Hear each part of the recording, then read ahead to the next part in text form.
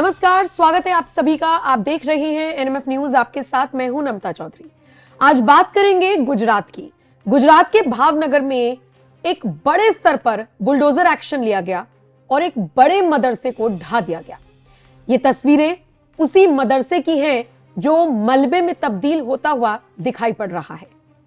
सवाल ये उठता है कि इतने बड़े पैमाने पर मदरसे को बना दिया गया, मदरसा चल रहा था और सालों बाद जाकर यह बात पता चली कि ये अवैध तरीके से बना हुआ था। और सबसे बड़ा सवाल, इतने बड़े बड़े मदरसों को कैसे स्थापित किया जा रहा है, कौन इन्हें पैसे दे रहा है, फंडिंग कहां से हो रही है और इस मदरसे की आड़ में क्या क्या काम हो रहे हैं, यह भी बड़ा सवाल है। देखिए ना, इतने बड़े पैमाने पर जब यह बुलडोजर एक्शन हुआ तो 150 से ज्यादा सुरक्षा कर्मियों को मौके पर तैनात किया गया। और गुजरात में सरकारी जमीन पर बने किसी ढांचे को पहली बार तो ढाया नहीं गया।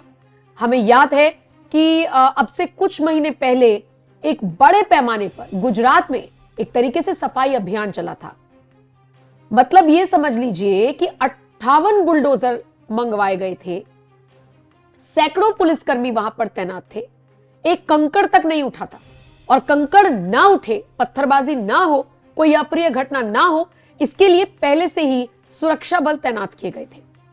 लगभग रात 3-4 बजे के आसपास से कार्रवाई शुरू हुई थी, जो अगले दिन सुबह तक जारी रही थी और लगभग 102 एकड़ जमीन को अतिक्रमण मुक्त कराया गया था। वो भी गुजरात से खबर सामने आई थी और आज एक बार फिर आपको बता रहे हैं खबर गुजरात के भावनगर से, जहां पर 23 नवंबर को नगर निगम ने अवैध निर्माण के खिलाफ बड़ा अभियान चलाया और इसमें दारुल उलूम मदरसा के पास स्थित अवैध अतिक्रमण को हटाने के लिए बुलडोजर का सहारा लिया गया और इसी कड़ी में एक बड़े मदरसे को तोड़ दिया गया, मिट्टी में मिला दिया गया।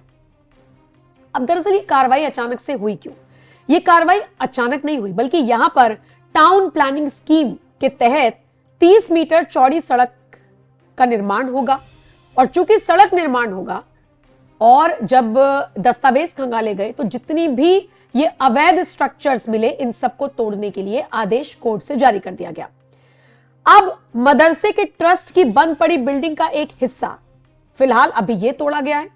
पूरे मदरसे पर अब नजर है।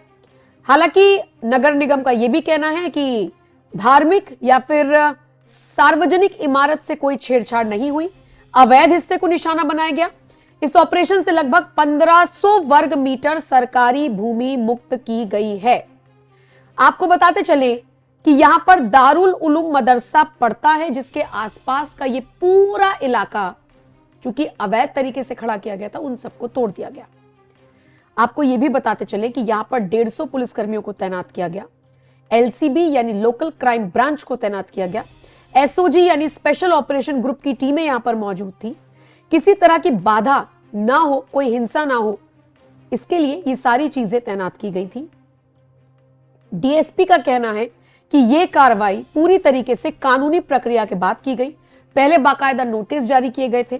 सड़क विकास के लिए यह जरूरी था और इसीलिए जो मदरसे से लगती हुई दीवार है उसको तोड़ा गया है। लेकिन अब देखिए, दावा तो यही किया जा रहा है कि मदरसा और मदरसे की इमारत सुरक्षित है और गुजरात सरकार की जीरो टॉलरेंस नीति का इसे हिस्सा भी बताया जा रहा है।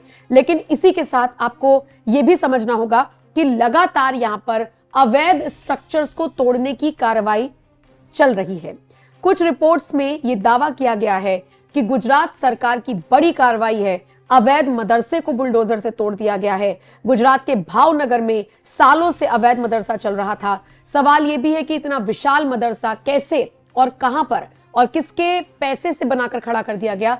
लेकिन जब ये खबरें सामने आई तो फिर कई रिपोर्ट्स में यह भी दावा किया गया कि जितना अवैध ढांचा है उसको तोड़ा गया है। अब देखिए, तस्वीरें हम आपको दिखा रही हैं, मदरसे से लगती हुई दीवारों को तोड़ा गया। अभी एक्शन और चलेगा।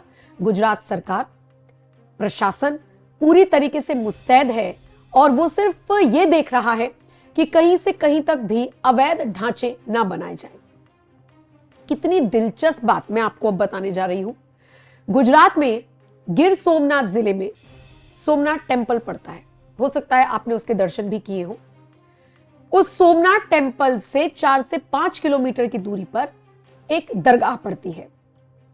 पीर कच्छ बाबा ऐसे करके वो दरगाह है, बहुत प्रसिद्ध है। वहां पर सिर्फ मुसलमान नहीं, हिंदू भी जाते हैं। जो श्रद्धालु हैं वो जाते हैं, चादर वादर चढ़ाते हैं और बहुत सारी संख्या में लोग जाते हैं।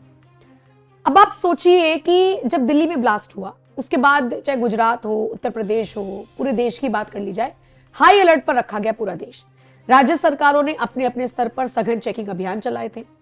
गुजरात की जब बात आई तो इस दरगाह में किसी ने सूचना दी कि इस परिसर में हथियार रखे हुए हैं। पुलिस पहुंच गई चेकिंग करने के लिए। आपको जानकर ताज्जुब होगा कि यहां से छेनी बरामद हुआ, यहां से तलवारें बरामद हुई, यहां से आप कहिए कि हथौड़ा और जो मतलब चाकू, ये सारी चीजें, कुल्हाड़ी, ये सारी चीजें दरगाह के परिसर से बरामद हुई। अब सोचिए, सोमनाथ टेम्पल से 4 से 5 किलोमीटर की दूरी पर एक दरगाह है और उस दरगाह के परिसर से ये सारी चीजें बरामद होती हैं। तो दरगाह प्रबंधन कहता है कि ये तो सद्भावना का संदेश है, ये तो उर्स के लिए रखा गया था। दूसरी तरफ पुलिस मुस्तैद हो गई, जांच को और आगे बढ़ाया गया। लेकिन इन सबसे इतर 1500 स्क्वायर मीटर की जो सरकारी जमीन है उस पर बुलडोजर एक्शन हुआ है। दावा किया जा रहा है कि भावनगर में जो इल्लीगल तरीके से मदरसा बना हुआ था उसे डेमोलिश किया गया है। कुछ तस्वीरें भी लगातार हम आपको दिखा रहे हैं। बहुत सारा जो मलबा पड़ा हुआ है ये उसी मदरसे का बताया जा रहा है।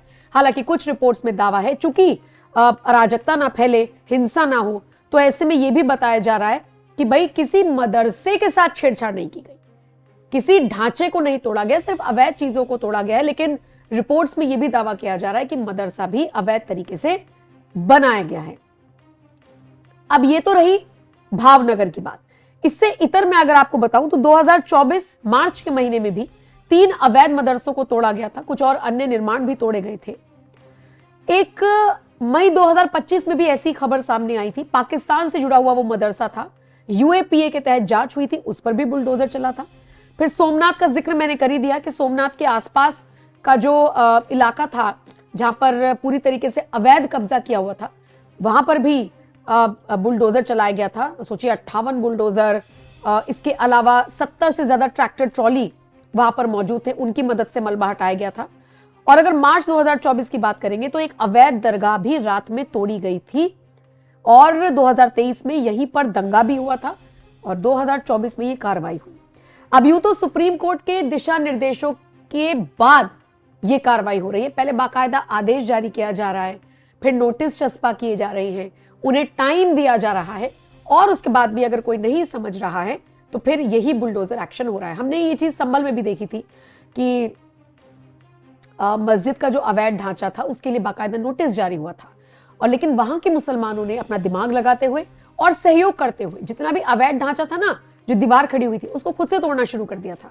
तो वहां के मुसलमानों ने समझदारी दिखाई, यहां वालों ने नहीं दिखाई। तो फिर बुलडोजर अपने तय वक्त पर पहुंचा और उसके बाद ये एक्शन लिया गया जो हम आपको लगातार तस्वीरों में कार्रवाई दिखा रहे हैं। अब सवाल ये भी उठता है, जो लगातार उठ भी रहा है, कि भाई आखिर इतने बड़े पैमाने पर मदरसे बना दिए जाते हैं, सरकारी जमीन पर बना दिए जाते हैं, उस वक्त सरकार कहां होती है, उस वक्त नगर निगम कहां होता है, जो प्रशासनिक बॉडी है वो तब क्यों नहीं काम करती है? और अब जिस तरीके से बड़े पैमाने पर, और आप देखेंगे कि गुजरात से लगातार इस तरह की खबरें सामने आ रही हैं कि अवैध अतिक्रमण के खिलाफ एक्शन लिया जा रहा है।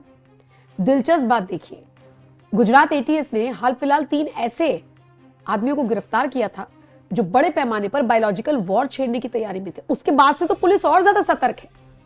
रिसिन नाम का एक ऐसा पदार्थ बनाया था कि सूंघने मात्र से, पानी में मिला के कोई पिला दे तो मास मर्डर हो जाए, बहुत सारे लोग मर जाएं एक बार में।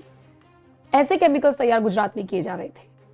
तो उसके बाद से तो गुजरात पुलिस और ज्यादा एक्टिव है। और सोचिए, जब इन आतंकवादियों को जेल में डाला गया ना, साबरमती जेल में, तो वहां के कैदियों ने इन आतंकियों को पीट दिया था कि तुम लोग क्या कर रहे थे बाहर। सोचिए, इस तरीके की खबरें गुजरात से आ रही है। और इसीलिए अवैध मदरसे, अवैध मदरसों से लगती हुई दीवारें, अवैध तरीके से जो स्ट्रक्चर्स क्रिएट किए गए हैं वो, अब जहां दरगाहों में ये सब हथियार मिल रहे, इन सब पर पुलिस बारीकी से नजर बनाए हुए है।